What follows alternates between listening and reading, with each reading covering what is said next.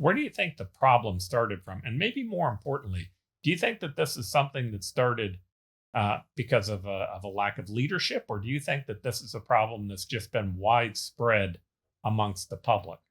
I mean, I fundamentally think this is a problem of leadership. And I think leadership is what can get us out of this situation. But it's not just who's in the White House, it's leadership at all levels.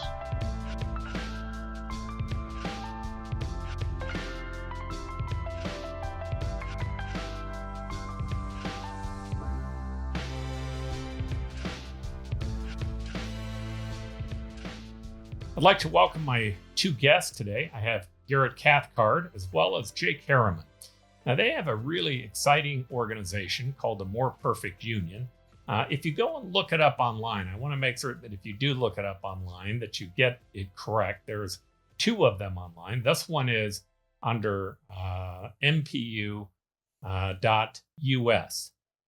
where you can find them. And it's important that you get that US in the end of it, because otherwise you'll end up being taken to another site. But this is a group of Army veterans who have been focused on how to try and help meld the divides that exist in the United States. What I'd like to do with both of you is to talk a little bit about kind of your journey and how you got here before we get to the organization. And so if we can, Jake, let me start with you. Can you tell me a little bit about your military career? Tell me, I believe you were in the Army, you've had combat experience. Give us just a little bit of an understanding of where you came from. Sure. First of all, thank you for the opportunity. We're really humbled to be on here on the show with you. And my background, I was a Marine, actually. And first I was infantry, and then I was with a unit called Force Recon after that. And I did a couple tours of combat in Iraq and a couple other places. And while I was in combat, I had this kind of really disturbing connection that I saw between the desperation that extreme poverty created and how it was fueling the growth of a lot of the groups we were fighting, whether it was ISIS or Al Qaeda. And we began to see that this was a growing national security problem because the aid groups couldn't reach these populations because it was too dangerous. And so we hatched this idea. We thought, well, what if we can make a hybrid? What if we could take, knuckle draggers like us that know combat, and we can combine them with frontline development professionals who know how to eradicate extreme poverty, and we could make these composite teams together, and then we can embed them in these gray zones, in these conflict areas, to work with local leaders to create sustainable solutions to extreme poverty, and thereby create what we call resilience corridors to stop the spread of ISIS and Al Qaeda. So that was the idea. So my time was up in the Marine Corps. I transitioned out. I went to Stanford Graduate School of Business to build the company. It was called Nuru International. So I graduated there in June of '08, and then I moved to remote areas of Africa and these conflict areas in September of that year. And basically, for the next 7.5 years, lived in villages in these off-the-grid conflict areas, building and testing this organization, this approach, this model we were creating. And I made a lot of mistakes along the way, probably every possible mistake, and but I had a great team. So we started having some real impact. We empowered about 350,000 people out of extreme poverty, raised about $60 million, built a global team of 230 staff. And so we started attracting some attention in the States, which is where the conversation becomes more relevant here. We got on the radar of President Bush and Clinton. They were starting a new program called the Presidential Leadership Scholars Program, and they were looking for the first cohort of scholars. And so we were invited to participate. But to do that, I had to move back to the U.S.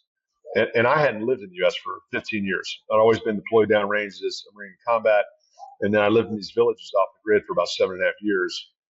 And I remember coming home for this program, and I was shocked by what I saw.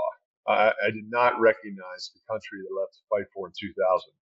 There was this bitter fear and hatred ripping the country apart. You had this extremism had crept into our politics. People running for office to become famous, not help the American people. And I got really sad. All of us had been downrange fighting for the idea of America against our enemies, ISIS and Al Qaeda, only to realize when I came home, it wasn't going to be them that defeated us. It was going to be us. And then I got really angry. And I thought, I'm not about to watch my buddies pay the ultimate sacrifice for this country only to come home here and watch us tear ourselves apart. I had to do something about this terrible divide. So I didn't know what to do, though. I knew nothing about politics. I knew nothing about any kind of domestic policy. I'd been working overseas in national security for my entire career. So I but I was passionate about it. So I asked my mentors, because some of them said you should run for office. I said, that's a terrible idea. I'll never do that. There's got to be a better way. I wasn't as brave as you were. And so then I started talking to some of the donors. They were like, we've been backing you for a while now. You were this kind of outsider who disrupted the aid industry with a model that worked.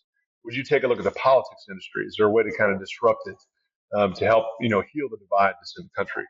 So I was passionate. So I took a look at the problem, looked at who the players are in the space, what's working, what's not working, and why. Put together a 40-page strategy, sent that around to some of my mentors, Jim Mattis, John Allen, President Bush, gave me some feedback on it, said you should do this. So I put together a 12-month transition strategy. Wanted to make sure to hand off the reins of Nuru International to the CEO in a good way, because I'm still very passionate about that mission. And in June of 2020, I was able to turn it over to the new CEO, and I didn't have to worry. They're crushing it right now. I think they just had to get rid of me.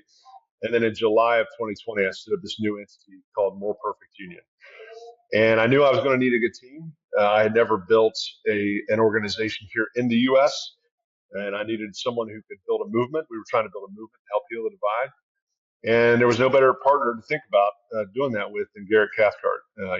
Garret had been building and testing veteran-led initiatives here in the country, building veteran service organizations that were highly respected in the space, mobilizing thousands of volunteers all over the country.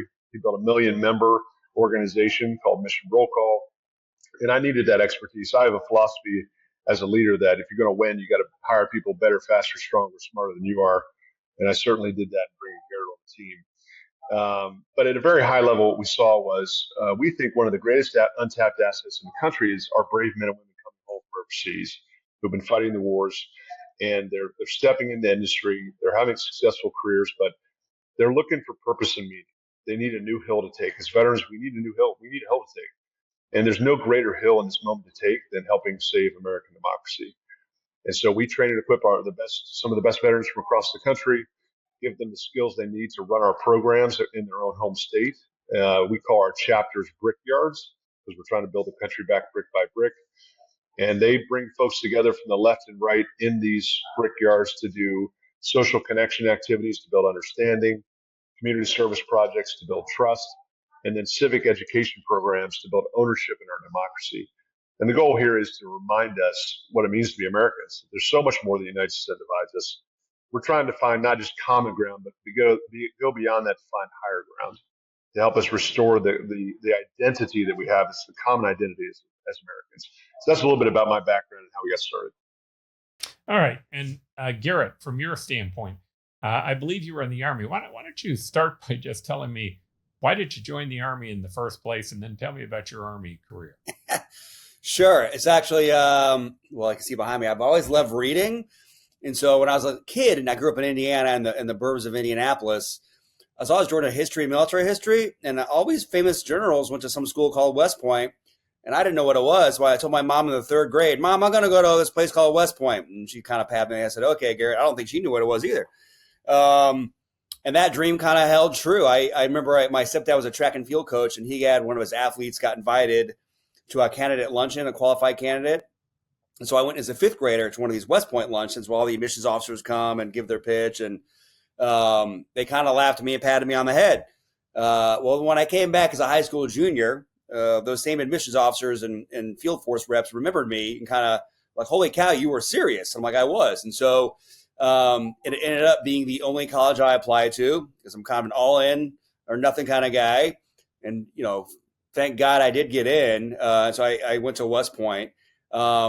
But my sophomore year, what we call a yearling year or second class cadet year, was 9/11.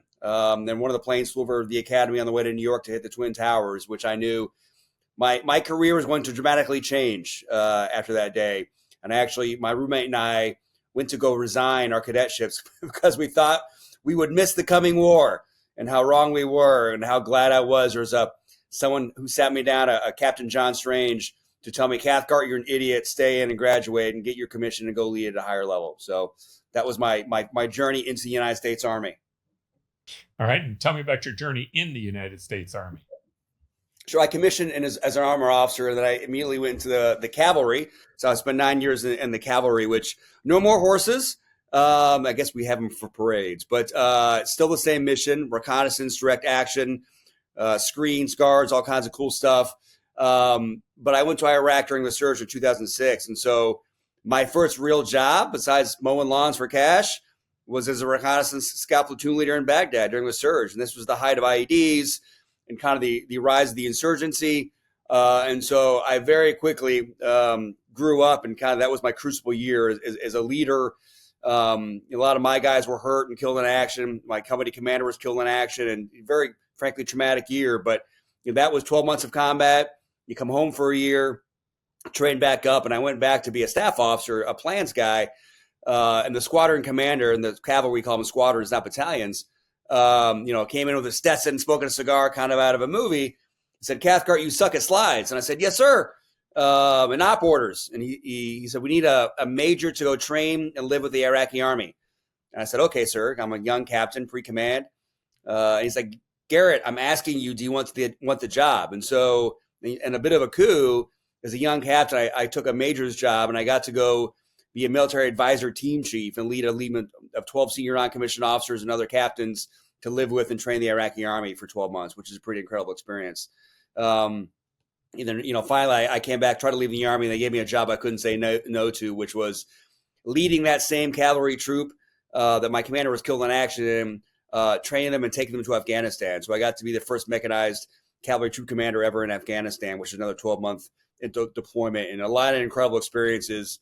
Most notably, which began my kind of work in bridging, which what we do now is building teams of militia, civilian fighters to work with me to fight the Taliban. And even some cases, when the Taliban surrendered, we had tea with them within a couple hours of the fight, which is a pretty unique experience to have someone shoot at you and you try to kill them, and then an hour later you're having tea and talking about life. So that was a whirlwind of experiences in my 9 years in the Army.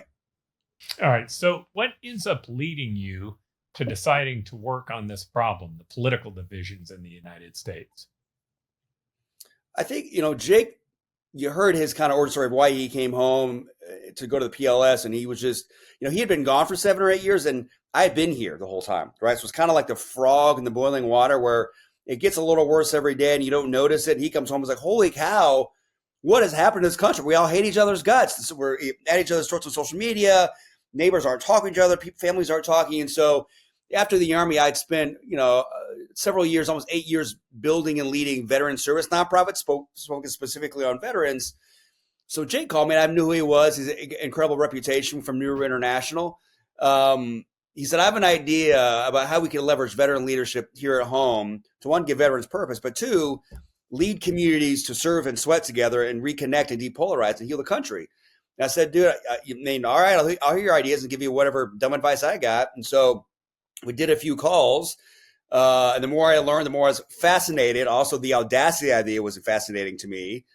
And then this is how smart Jake is and how dumb I am. He's like, let's do one more call. Come to DC, you do some whiteboarding, design stuff out. And I was like, this is going to be crazy, dude. But here's what I think. If I were you, this is what I would do.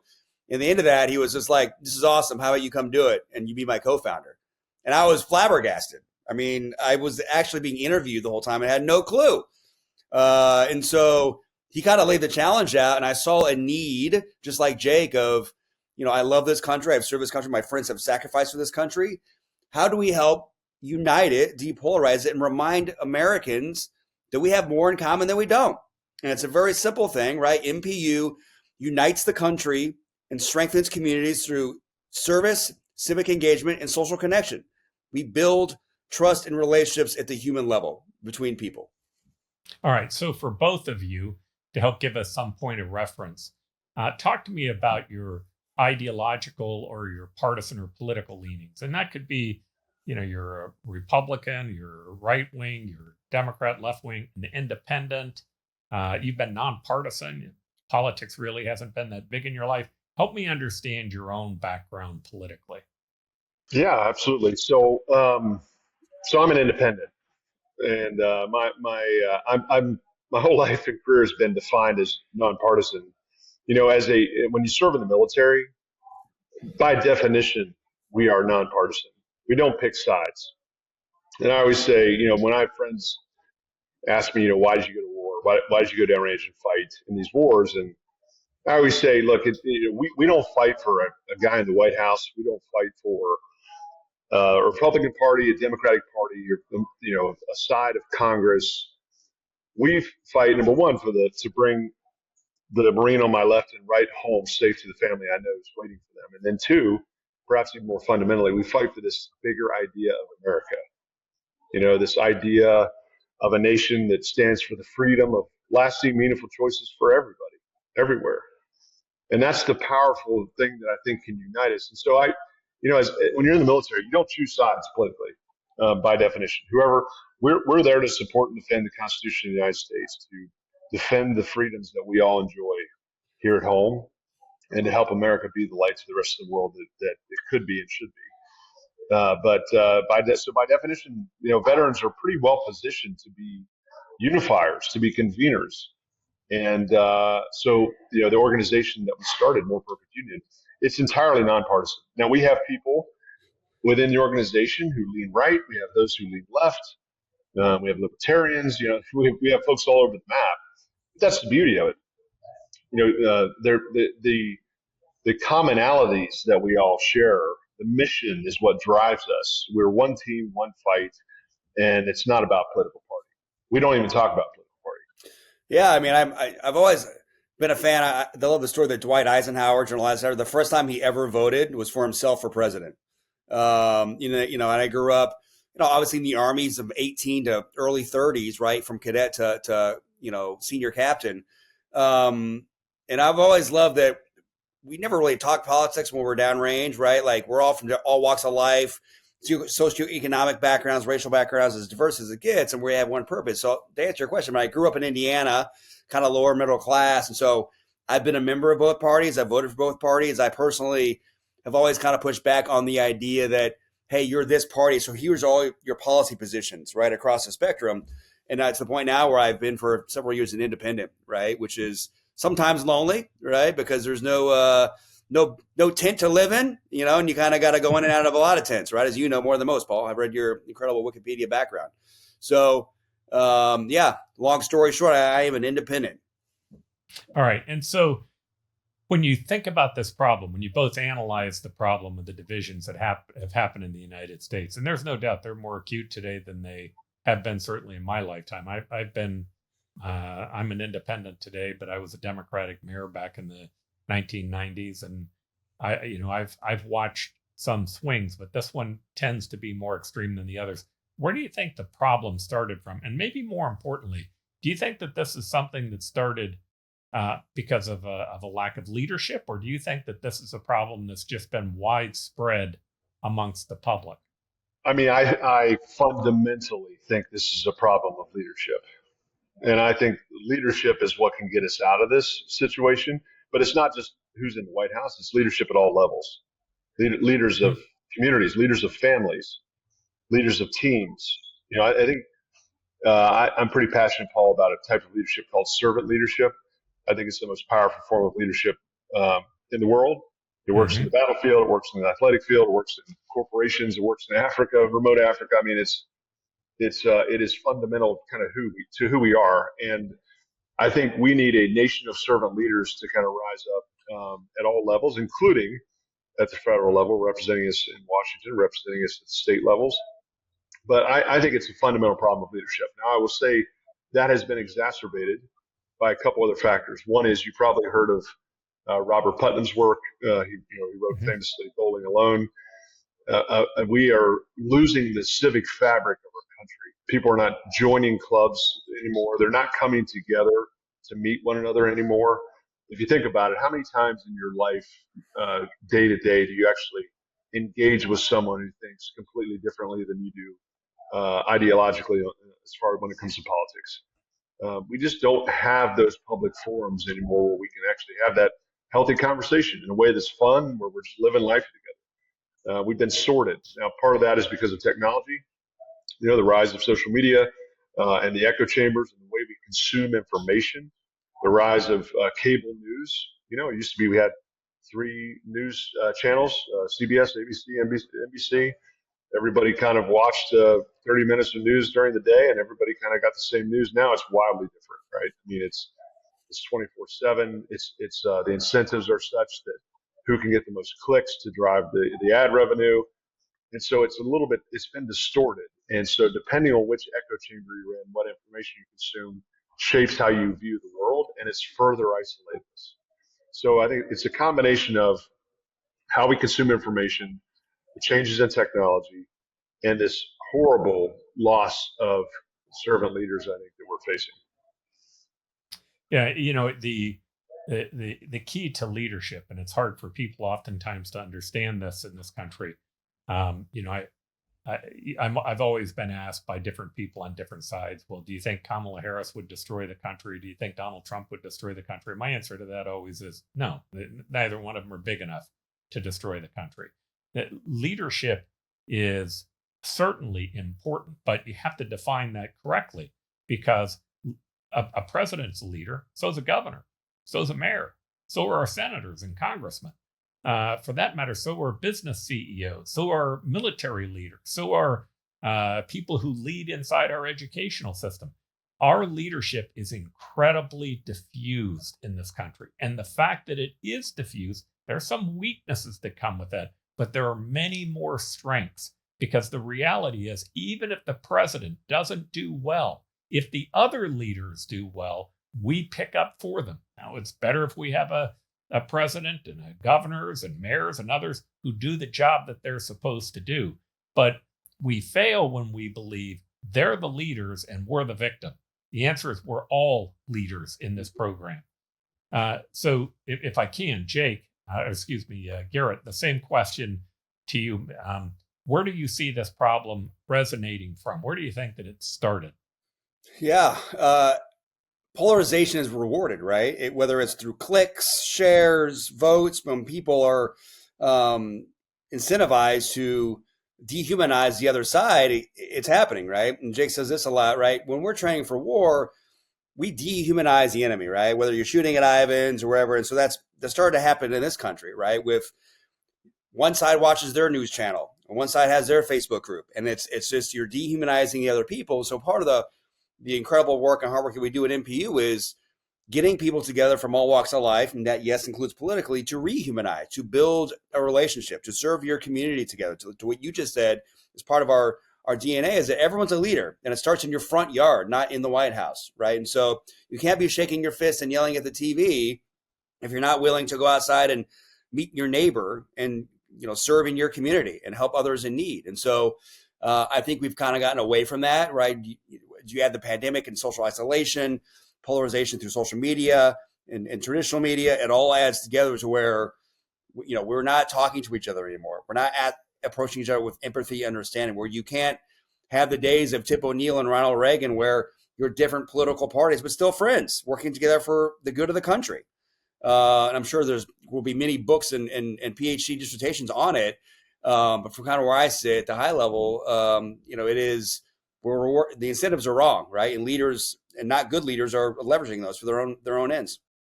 Yeah. So I'll define the problem as, at least I've seen it, because I think that it fits into what both of you were saying. And then I'd like to know how your organization helps address both what you've been saying and what I believe is correct. So if you look at the idea of dividing people, you said there are incentives. It's extremely profitable.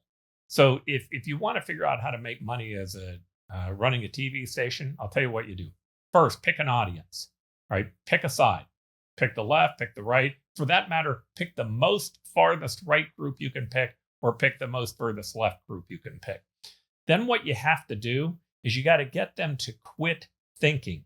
You got to get out of that neocortex area where we rationalize, where we communicate, where love comes from. And I got to get down to that reptilian portion of the brain by terrifying you. And I terrify you by pointing out how the other side is such a threat to the values that you care about. Now, once I terrify you, I don't need to give you an answer. In fact, not giving you an answer will make you watch tomorrow. And that's the goal. All right. The goal is to get you to watch tomorrow so I can sell more ads. Or if I'm on social marketing, it's the same thing. How do I get you to go to the next click, to pay attention so those pop-up ads keep coming to you? Politicians have gotten into the game. They recognize that the more that they pile onto the other side, the more that they become sticky within their group or their organization. But it's always about appealing to that amygdala, that portion of the brain where it's fight, flight, or freeze, and get you out of the intellectual part of your brain where you can think. Now, I became an independent because I began to recognize oftentimes I was buying into it. I was allowing the groups to terrify me based upon my partisan affiliation, as opposed to trying to think rationally. And the more I could think rationally, the more I could look at people and try to understand where they were coming from, as opposed to where I was coming from, not only was it easier for me to be able to help maybe move them in one direction or the other, but more importantly, oftentimes to make my life happier because I wasn't spending all my time terrified and worried about what was going to happen next. So again, I don't know if you guys see that as being part of the problem, but if you would talk about your organization and what you're doing and how you're trying to address the problem itself. Maybe I'll just say a couple words, and then Garrett, I'd love for you to kind of dive into some of the detail on it too. Number one, completely agree with what you're saying, Paul. I think a couple comments on that. One problem that we have is the way we elect our leaders. So the way the primary election system is set up, it incentivizes extreme behavior. It incentivizes demonizing and otherizing the opposing political party. They become enemies and not people of a different political party. And when you have that effect in place, you end up having people running for office who are not running for office to serve others and deliver results and serve the American people. They're running for office to become famous. They're running for office to transition into a job as a news anchor on a cable news station, or to become an influencer on social media. And that is one of the fundamental problems that we face. So because to your point, that's where the incentives are. And I want to say one more thing about, and this speaks to some of the programs that we do. We believe passionately that one of the biggest ways to fight this is, number one, get people physically together again. We need a new meeting place for America. We need a new place where people can come together in a safe place and have real conversations with each other. When you're sitting in your with your neighbor and you're building a house for somebody who's underprivileged in the community, and you're swinging a hammer next to this other person, talking about your kids, it's really hard to hate that person. It's hard to think that person is a demon who hates the nation, who hates America. Because you're seeing they're a real person who wants the same things you do and has actually a lot of the same values that you have. Number one. Number two, one of the things that our programs try to instill is we try to change people from a mindset of this kind of, again, isolation. All the problems of the country are somebody else's problems, to owners, an owner mentality. We want people to own our democracy. We as American citizens have to be owners. And what does that mean? That means, yes, we have individual rights and freedoms as American citizens, but also, what else comes with that? If you wear the American identity, there are duties and responsibilities that come with citizenship. And we as Americans, yes, we need to fight for our freedoms and our rights, but we also need to hold up on our end of the bargain. We need to serve one another. We need to actually execute on some of those responsibilities. And if we can do that for one another, we're going to be able to heal the divide in this country. That's how we start. So we try to create that and encourage that mindset through the programming that we do in our brickyards. There are all types of psychological studies on this, but so I'll pick on the left a little bit here because that was where I originally came from. This whole concept of a safe space, right? That's become kind of a big term inside college campuses today. You need to create for me a safe space. Now, what that really means is that when other people say things that offend me, that upset me, that make me more stressed, I believe that that's bad for me. And so it's your job to make certain that it's not said. It's your job to make certain that that doesn't take place. All the studies prove the exact opposite. The idea that you become isolated that you don't listen to other people, that you can't hear ideas from other people, makes you weaker, not stronger. It gives you an inability to, one, to be able to address your own fears, to understand that maybe the other person may have a different idea, but that doesn't make them bad. It certainly doesn't give you the ability, that it doesn't teach you how to push back with your ideas, to talk about the things that you see as being important. And last, you don't learn anything.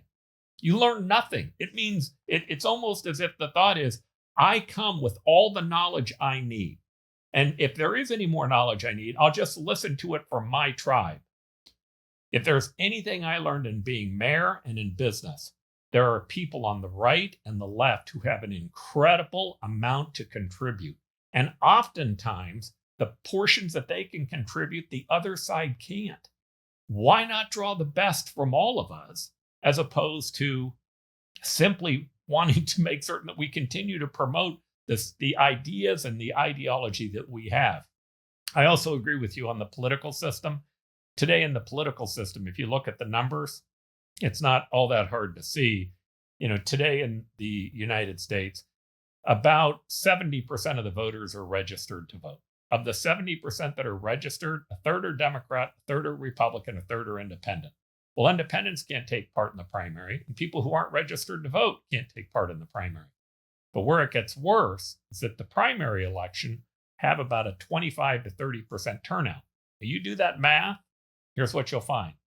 8 to 9% of the public vote in either one of those two primaries. And if you poll that 8%, here's what you'll find. They're much more extreme than the remaining 80%. Much more extreme.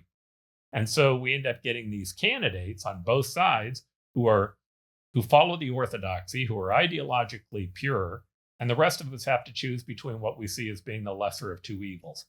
And that's not the only system. By the way, that isn't even the system the founders designed. That is not the system that they designed.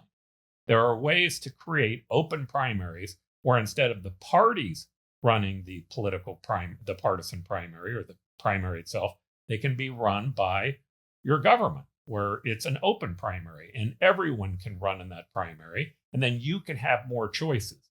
And then you have a runoff of some type that takes them to the next level. Yeah, I guess first, everything you just said, you should talk to our friends at Veterans for All Voters. That is what they do. They organize in towns to what you just said, open primaries, so there's more choice instead of just the most extreme, right? We can see in their info. But you also mentioned something that's kind of part of the problem. Where do you go to find someone not like you, right, who thinks differently than you? Because we're so divided. We are now self-selecting. We live in neighborhoods of people that think like us, in cities and towns. I mean, add to that, like I'm in my mid-40s. Where do I go to make friends at all, right? And so part of it is, to that Putnam's work of Bowling Alone, we're not in civic leagues or neighborhood associations or bowling leagues or, where do you meet people and build relationships that aren't like you? Hell, we don't even talk to our neighbors anymore. And so that is one of these simple but difficult things we do at More Perfect Union in our chapters, what we call brickyards, as we bring people together in real life to do social connection events, civic engagement events, and service events, right? And social connection events can be anything from a barbecue to a baseball game to a workout and fitness event.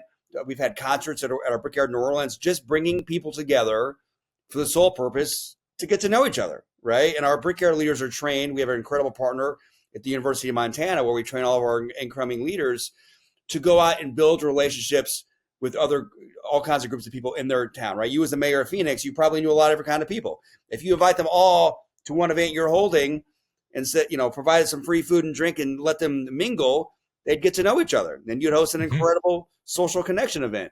Now we get a little deeper. We do service projects, right? We're going to build something for someone else. We're going to serve our community. And there's something very special about serving a cause greater than yourself, right? One, veterans miss that when they get out. So why veterans have a great home here at MPU.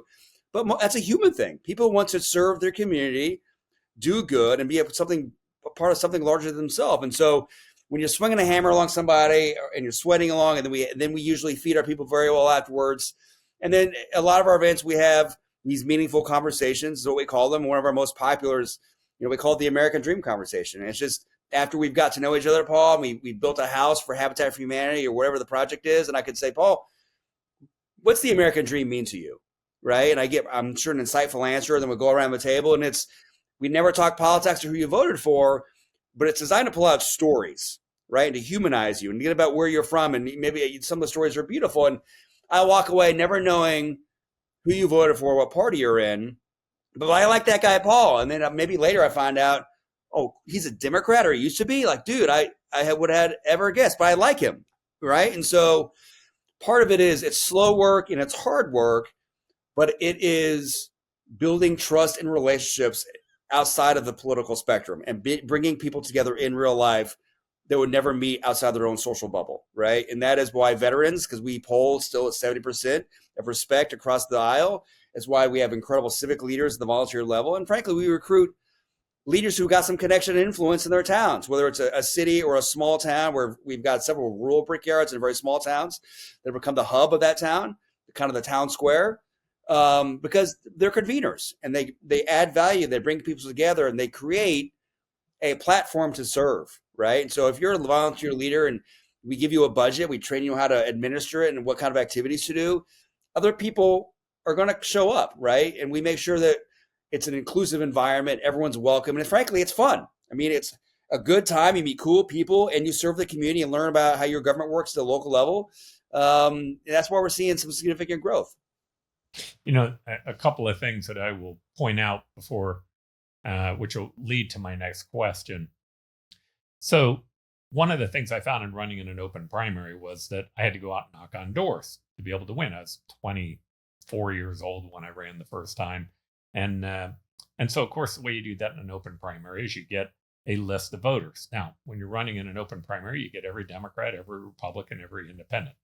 I was able to win because I knocked on about 80,000 doors. I spoke to 27,000 people. I know that because I wrote handwritten postcards to everybody that I spoke to and wrote a message down about what it was that they had said. But here's the key, and this is where I think your organization plays a huge role. When I would I was a Democrat. When I'd knock on a Democratic door, you'd hear people talk about education or their local park, maybe their neighborhood. Knock on a Republican door, oftentimes you'd hear them talk about their neighborhood, but they'd also talk about their business or about how traffic how the city on traffic rules had harmed their ability to get access, or how regulations were doing harm to them, or how maybe taxes were hurting them. Point is this. The idea that I listened to people on both sides changed me. I changed, right? Because all of a sudden I realized, gosh, maybe if I want these social programs that I think are important, I've got to have these businesses that can be successful. Maybe these things aren't binary. It's not a choice of A versus B, but instead they're integrated together. Now, what the parties want you to believe is that you cannot be pro-labor and pro-business. You cannot be pro-business and pro-education. You can't be pro-God and pro-human rights. Well, think about that for a moment. How can you possibly be pro-labor without being pro-business? How can you possibly be pro-business without being pro-education? And you want me to buy into the idea that God doesn't support human rights? I mean, these things don't have to be separated. They can actually be integrated into one another. But the only way we know that is listening to people who don't think like us. And where I think your group could have an immense power is that you have it. There isn't a politician who doesn't want to meet with a veterans group unless they're a damn fool, right? There's too big. The numbers are way too big not to meet with them. Well, you just said you bring in from the military people who are right, people who are left, but for the most part, they're people who served, and the service goes beyond the ideology that they may carry. Maybe they are an independent. They're not ideological. But even if they are, the idea that politicians come in and listen to them, that other people come in and listen to them, begins to have an effect on how the politician thinks, because they realize, wow, okay, I'm having to listen to people who maybe I don't necessarily agree with. Listening to people who we don't agree with doesn't make us weaker. It makes us stronger. It overwhelmingly makes us stronger. And instead of getting angry about those differences, we should try to explore them and to understand them and to see where the benefits are and to hear differing sides. That whole idea, the free marketplace of ideas, comes from free speech. but only free speech that's respectful of one another. I don't know of a group that could pull that off better than veterans could. So my question that I will ask you is, how do you make this scalable? How do you get this to the point where it really can begin to have an effect in a very, very broad way on lots of different people and on our political system? Maybe I'll just make a quick comment on that, and Garrett, I'd love you to dive in there. So we've seen that there's a really big demand for this. In the last year and a half, we've grown from a couple hundred members to over 34,000 nationwide in all 50 states right now. There's a hunger for the American people they want to get involved in something. They want to stop the insanity. And the best thing actually to beat divisiveness and paralysis is action. So getting people involved really is a strong motivating factor. It gives people hope again. People have lost hope. It's restoring agency to the American people. We feel that the American people face a pandemic loss of agency. This is one way back from that. What we try to do in our model, and it's scaling so quickly, it's actually kind of a problem because we outstrip our capacity constantly. But we're growing. The organization is growing as fast as we can to try to keep up with demand. But one of the things that we do is this is not a veterans group just for veterans. This is veterans for all Americans. And it doesn't rely only on the veteran. The veteran is just a catalyst. We're the conveners. We start these organizations. But the vision is to then transition leadership to the local community to take over in perpetuity. We want a more perfect union brickyard in every small city, every big town across this country eventually. We want it, when you apply for college, to be able to put on the college application that serves at the local NPU brickyard. And it means something. It means that you serve others. It means that you care about the country and your community. This is the next generation of civic organization for the country. And so we scale through our physical brickyards, which are our chapters across the country. But we also have a digital movement where people can sign up and get involved and take actions that we are constantly sending ideas out to our digital members to get involved in and to get plugged into their local community to take action as well. So let me pause there, and Garrett, let you to chime in here, because scalability is a really important factor here. We always say there's no room in this business for egos, right? So we're constantly iterating on what we're doing. As we make mistakes, we're changing, to be able to grow faster, because the moment is urgent. As our group is very concerned about losing what we fought so hard for downrange. We have to help solve this problem now. And this is a government of, by, and for the people. We, the people, have to solve it. We cannot wait for politicians in Washington. All of us as Americans need to take control of this and be a part of the solution. Yeah, and I can tell you, politicians tend to be a reflection of their constituents. If you're only knocking on Republican doors, you're going to tend to reflect that group. And if you're only knocking on a small section of them, you're probably going to reflect the more extreme portion. Same is true with the Democrats. The more that they're hearing from other people as you build out these brickyards, politicians will end up reflecting what they hear. It's just how it works. This really only works at scale. How do you talk about healing the country if it's not a lot of people doing it? And so this started as a movement led by veterans, but to be clear, this is for every American, right? So our brickyards are full of citizens of the communities they're in. And a lot of our best brickyards are led by a veteran and a civic leader together, because they have different skill sets that they help each other with. But as far as scaling, to Jake's point, we've kind of been building the airplane while we're flying it, right? The demand and the need has far outpaced our ability to meet it. And so we're hiring as fast as we can. Right now, we train 15 new brickyard leaders a year at the University of Montana, one of our great partners, where we fly them to Missoula and put them through an intensive course on what it means to be a community leader, how to build coalitions from different kinds of people that come to your events, how to measure success. How do we know that we're actually having an effect in changing hearts and minds? It's just not free food and service projects, right? We have to know what we're doing is actually making an impact. We're also in the process of developing a pipeline. There's a waiting list for people to start brickyards without going to Montana, right? There's logistics and timing, and people have lives, and they're all volunteer leaders. And so We are bringing on board brickyards that don't go to Montana, and they'll be first in line for when they're available. And to Jake's point, we had a 20,000 member increase prior to the election.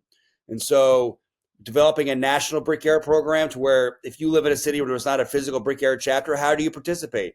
You get your shirt, you do a service project with your neighbors, that's MPU. You're building trust and relationships and serving your community. And so it scales on the backs of American leadership, right? And that's all kinds of people from all walks of life. And the more success we have and the more we tell our story, which I appreciate being on and you let us tell our story, the more people become interested. Because frankly, I think this is one of the antidotes to the vitriol. It is hope and optimism, right? Where people sometimes are cynical and depressed. It is, to your point, people from both sides of the aisle, all walks of life, that want to come together and serve their community. They want to be servant leaders, and we train them in that, and we resource them, and we give them support, and then we let them run. And I have been just amazed at what some of our people do, what they ask me to do. And I say, we have incredible leaders on the programs team, and I say, if they are doing good and getting people together, let them do it. And they have done everything from, feeding the hungry to building homes to, there's a small town in Texas where they sponsored their local JRTC unit because they couldn't go to the competition because they didn't have the funds. But MPU stepped in and sponsored them, and they got to go and they won a medal. So scaling is one, obviously a matter of resources, time, and money, because we give people budgets. But getting the word out and telling people that you could do this and you could serve too. All right. And so the last question that I'll ask is one of the largest divisions that I see that's happened in society are I had a guest on my program a couple of weeks ago who made the comment that there are ins and there are outs. This was his view. His view was the ins were people with college diplomas. The ins were people in the media or entrepreneurs, business people.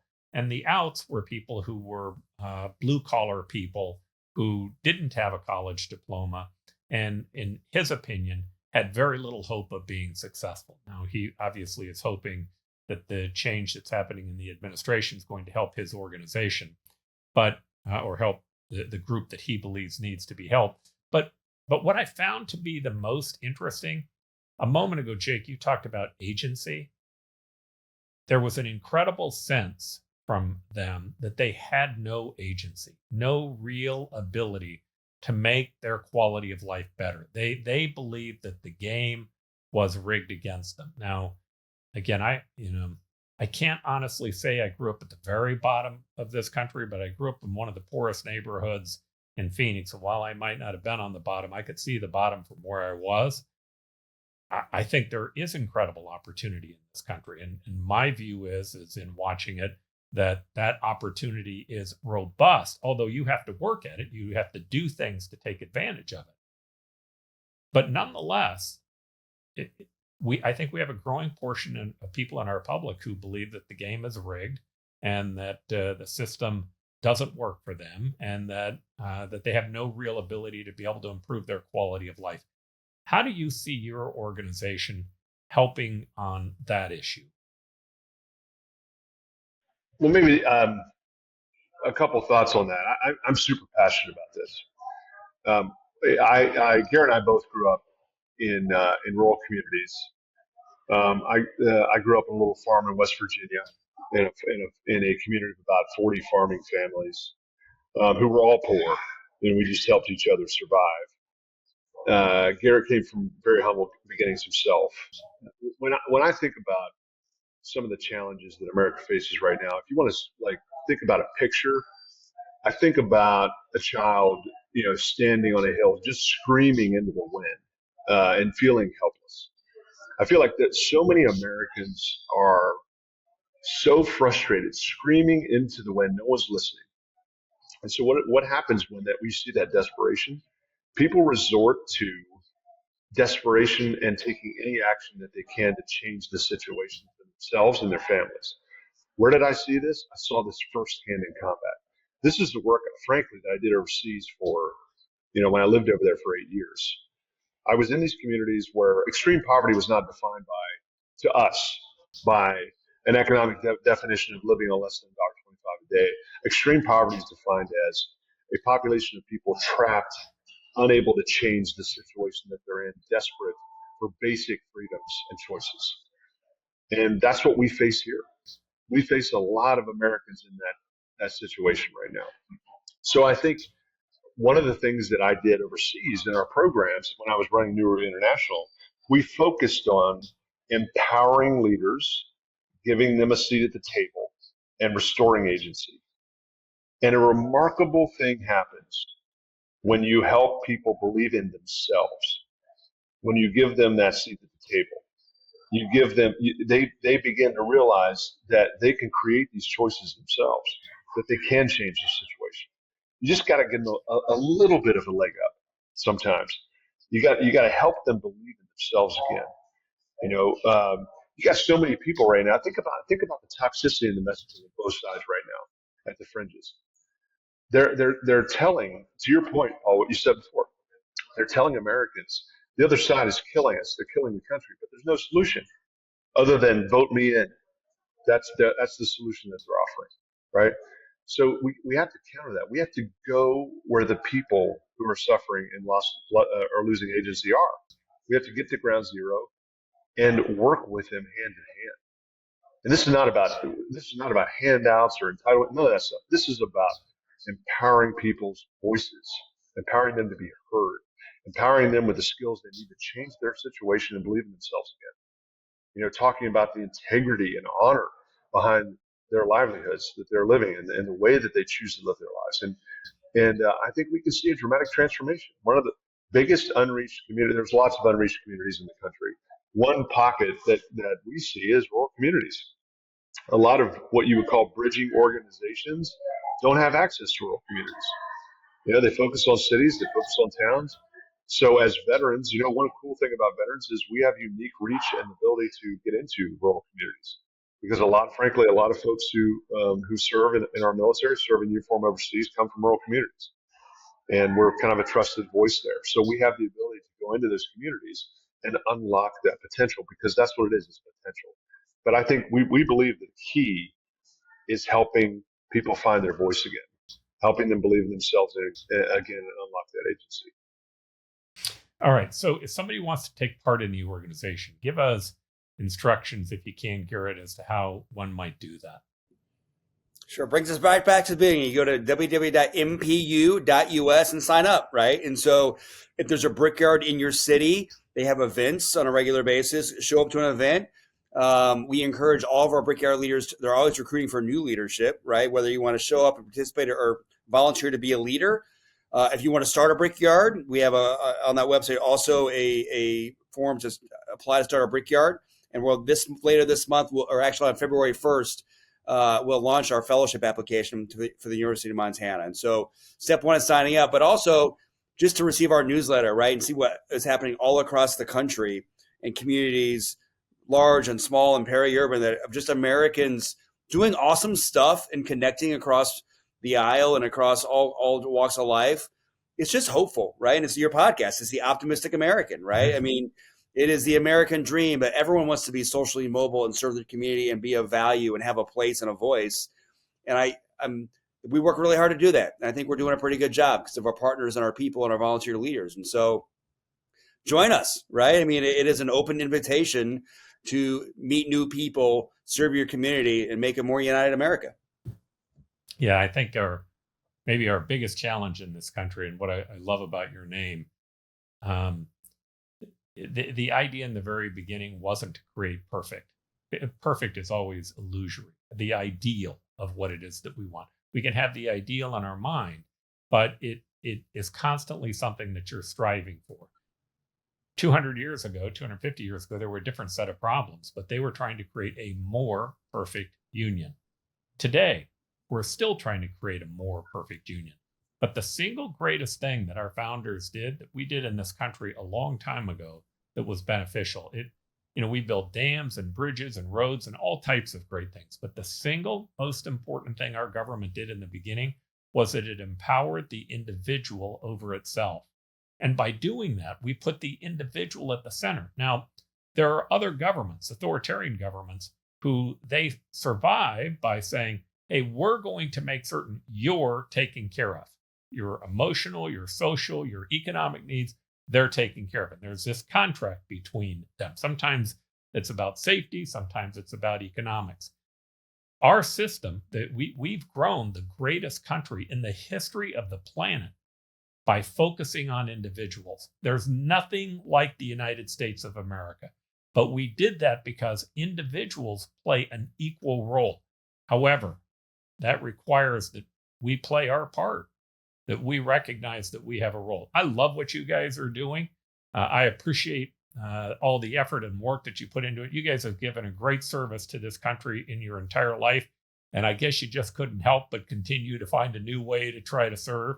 I'd like to thank you personally for what you're doing. I encourage all of our folks to go to the website. We'll put that up throughout the entire show so that people can see it. And anything that we can do to be of help, let us know. Thank you, brother. It's an honor to be on the show with you. All right. Garrett and Jake, thank you very much. Again, thank you very much for your service. You have a great day. Wow, thank you so much. You too. Thanks for joining the Optimistic American Show. Now, help us grow by subscribing to our channel. If you enjoyed the episode, please leave a like and a comment. There is so much more that we have planned, and we can't wait for you to embark upon this journey with us.